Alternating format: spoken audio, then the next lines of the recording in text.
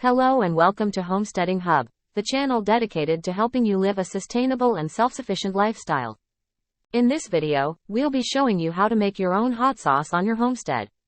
Homemade hot sauce is a great way to add some spice to your meals and use up excess peppers from your garden. So, let's get started. Step 1. Gather your materials. The first step in making your own hot sauce is to gather your materials. You'll need hot peppers, vinegar, garlic, salt, and sugar. You can use any type of hot pepper you like, from jalapenos to habaneros. Step 2. Prepare the peppers. The next step is to prepare the peppers. Wash them thoroughly and remove the stems. If you want a milder hot sauce, you can remove the seeds and membranes.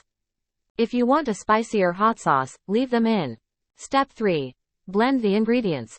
Once the peppers are prepared, it's time to blend the ingredients. Combine the peppers, garlic, vinegar, salt, and sugar in a blender and blend until smooth. You can adjust the amount of vinegar, salt, and sugar to taste. Step 4. Cook the hot sauce. Once the ingredients are blended, it's time to cook the hot sauce. Pour the mixture into a saucepan and bring it to a boil.